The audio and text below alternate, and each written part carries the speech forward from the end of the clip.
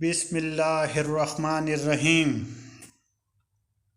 ایک صحابی رسول حضرت سعد رضی اللہ تعالی عنہ آپ صلی اللہ علیہ وآلہ وسلم کے پاس تشریف لائے اور عرض کی، یا رسول اللہ صلی اللہ علیہ وآلہ وسلم، میرا کالا رنگ مجھے جنت میں جانے سے روک سکتا ہے؟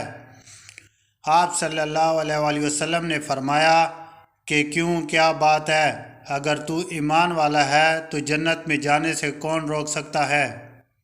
عرض کی کہ یہ بات ہے کہ میں غریب آدمی ہوں، میرا رنگ کالا ہے، میں بدصورت ہوں، بنو سلیم کے اشراف میں سے ہوں۔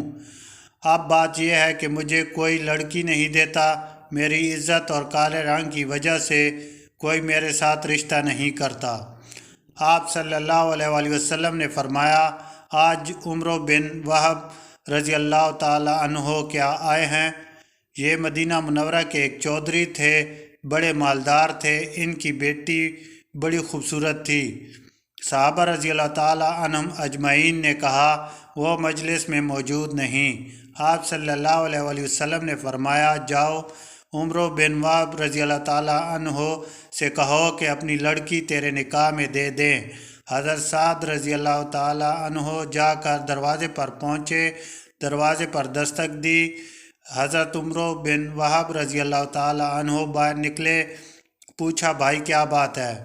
کہا، میں رسول اللہ صلی اللہ علیہ وآلہ وسلم کا بھیجا ہوا ہوں اور آپ صلی اللہ علیہ وسلم کا قاصد ہوں۔ آپ کے پاس آپ کی بیٹی کی شادی کا اپنے لیے پیغام لایا ہوں۔ بظاہر انہیں یقین نہیں آیا، اس لیے کہا کہ بھاگ جا، کہاں کی بات کرتا ہے؟ وہ تو بیچارہ غریب تھا، پہلے کا غم کھایا ہوا، وہ ڈر کے مارے پیچھے ہٹا۔ ادھر عمرو رضی اللہ تعالی عنہ کی بیٹی حسن و جمال میں مشہور، بیٹی کے کان میں آواز پڑی، بیٹی نے پیچھے سے آواز دی، ارے ابا جان، سوچ تو لیا کرو، کیا کہہ رہے ہو؟ تم نبی صلی اللہ علیہ وآلہ وسلم کی بات کو ٹھکرا رہے ہو، ہلاک ہو جاؤ گے۔ میں نبی کے حکم کے سامنے تیار ہوں، میں کالے گورے کو نہیں دیکھ رہی، میں نبی صلی اللہ علیہ وآلہ وسلم کے حکم کو دیکھ رہی ہوں۔ جاؤ، میں تیار ہوں، اور کہہ دو کہ میں شادی کروں گی۔ حضرت عمر بن وہب رضی اللہ تعالی عنہ بھاگے بھاگے پیچھے گئے۔ آپ صلی اللہ علیہ وآلہ وسلم مجلس میں تشریف فرما ہیں۔ جب دیکھا کہ عمر آئے ہیں تو فرمایا، تو نے ہی اللہ کے رسول صلی اللہ علیہ وسلم کی بات کو ٹھکرایا۔ عمر رضی اللہ تعالی عنہ نے عرض کیا، میری ماں باپ آپ پر قربان، یا رسول اللہ صلی اللہ علیہ وسلم، خطا ہوئی، معاف فرمائیں، حکم کیجئے، کیا حکم ہے؟ فرمایا، اس سے اپنی بیٹی کی شادی کرا دو۔ عمر رضی اللہ تعالی عنہ نے عرض کیا، آپ صلی اللہ علیہ وسلم نکاح پڑھائیں۔ آپ صلی اللہ علیہ وآلہ وسلم نے نکاح پڑھایا اور 400 درم مہر مقرر کیا۔ آپ صلی اللہ علیہ وسلم نے فرمایا کہ جاؤ، سعد رضی اللہ تعالیٰ عنہ لڑکی کو لے آؤ۔ کوئی بارات وغیرہ تو ہوتی نہیں تھی۔ فرمایا، سعد رضی اللہ تعالیٰ عنہ، جاؤ بیوی کو لے آؤ۔ عرض کیا، یا رسول اللہ صلی اللہ علیہ وآلہ وسلم، میرے پاس تو 1 درم بھی نہیں ہے، میں 400 کہاں سے پیدا کروں اور اس کو لے کے آؤں؟ آپ صلی اللہ علیہ وآلہ وسلم نے فرمایا، چلو گھبرانے کی بات نہیں، جاؤ علی رضی اللہ تعالی عنہ کے پاس جاؤ اور عثمان اور عبد الرحمن کے پاس جاؤ، ان سے کہو کہ تمہیں 200 درم دے دیں، تیرے پاس 600 درم ہو جائیں گے، 400 حق مہر ادا ہو جائے گا اور 200 سے اپنا کوئی کام کر لینا، نہ گھر نہ در نہ کوئی اور چیز، کوئی کپڑا ہی لے لینا۔ عرض کیا، بہت اچھا۔ حضرت عثمان اور حضرت علی اور حضرت عبد الرحمن رضی اللہ تعالیٰ عنہ کے پاس گئے، انہوں نے خوش ہو کر 200 سے زائد دیا۔ اب حضرت سعد رضی اللہ تعالیٰ عنہ بڑے خوش ہوئے، کیونکہ ایک نوجوان جو بڑی خوبصورت لڑکی سے شادی کرنے والا ہو، اس کے جذبات کو کوئی سمجھ سکتا ہے سوائے اس کے جس پر خود گزر رہی ہو، کیا جذبہ ہوگا۔ حضرت سعد رضی اللہ تعالیٰ عنہ کا کہنے لگے، لڑکی کو لینے کے بعد میں جاؤں گا، پہلے تو کچھ سودا بازار سے خرید لوں، 400 تو مہر کا، باقی جو بچے کچھ کا کپڑا اور کچھ کھانے پینے کا سامان خرید لوں گا تاکہ میرا کچھ کام چل سکے، گھر کی مشکل بن سکے۔ جب بازار میں داخل ہوئے تو ایک آواز کان میں پڑی، اے اللہ کے دوستو، اللہ کی راہ میں نکلو۔ بس یہ سننا تھا۔ حضرت سعد رضی اللہ تعالیٰ عنہ کے قدم زمین پر جم گئے۔ سارے جذبات، سارے احساسات کو ایک بول نے نکال کے اللہ اور اللہ کے رسول صلی اللہ علیہ وآلہ وسلم کی محبت کو دل میں ڈال دیا۔ کوئی ہے ایسا ایمان والا جو اتنے بڑے جذبات کو اللہ اور اللہ کے رسول صلی اللہ علیہ وآلہ وسلم کی بات پر قربان کرے؟ آسمان پر ایک بھرپور نگاہ ڈالی اور یوں کہا کہ اے زمین و آسمان کے رب اللہ اور اے محمد صلی اللہ علیہ وسلم کے رب اللہ، اب میرا یہ مال شادی پر نہیں لگے گا، میرا یہ مال وہاں لگے گا جہاں تو بھی راضی، تیرا رسول بھی راضی اور مسلمان بھی خوش ہو جائیں گے۔ نہ شادی یاد رہی، نہ رات کا وصال یاد رہا، نہ سہاگ رات یاد رہی، نہ بیوی کے پہلو میں رات کا لیٹنا یاد رہا۔ یاد رہا تو صرف اللہ اور اللہ کے رسول کا کام یاد رہا۔ گھوڑا خریدا، ڈھال خریدی، تلوار خریدی، چہرے کو چھپا لیا اور سوار ہوا، چہرے کو چھپا کر صرف آنکھیں ننگی، باقی چہرہ چھپا ہوا۔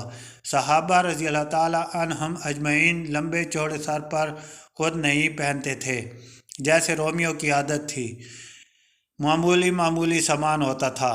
صحابہ رضی اللہ تعالیٰ عنہم اجمعین کہنے لگے، ارے یہ کون ہے چہرہ چھپائے ہوئے؟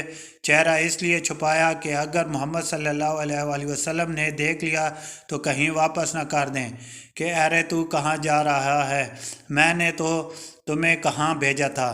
یہ خیال ہے کہ حضور اکرم صلی اللہ علیہ وآلہ وسلم نے دیکھ لیا تو واپس نہ ہو جاؤں۔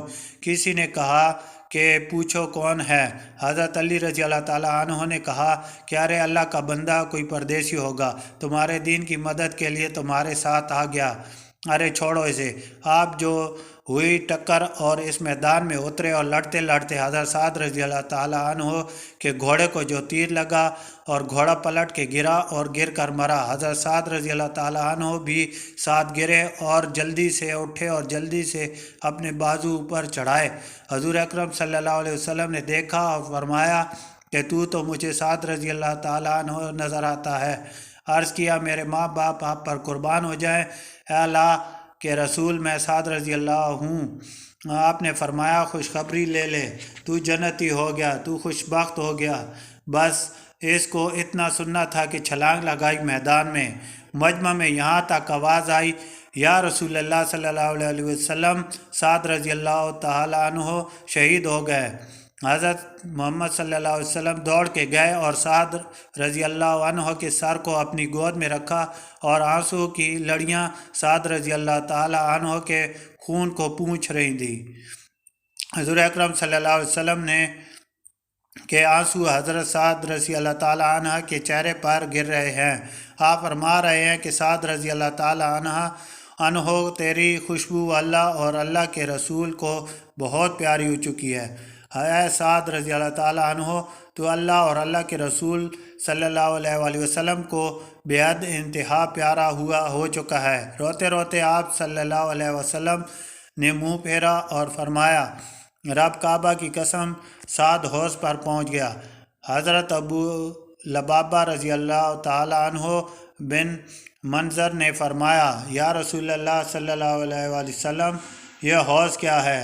آپ صلی اللہ علیہ وسلم نے فرمایا، یہ وہ حوض ہے جو میرے رب نے مجھے دیا ہے، یہ دودھ سے زیادہ سفید، شہد سے زیادہ میٹھا، جب ایک دفعہ اس کو پی لے گا پھر دوبارہ پیاس نہیں لگے گی۔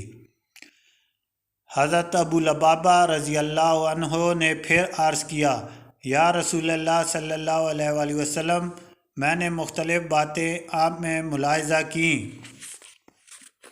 ایک تو آپ روئے، پھر آپ ہنسے، پھر آپ نے منہ پھیر لیا، یہ کیا ماجرا ہے؟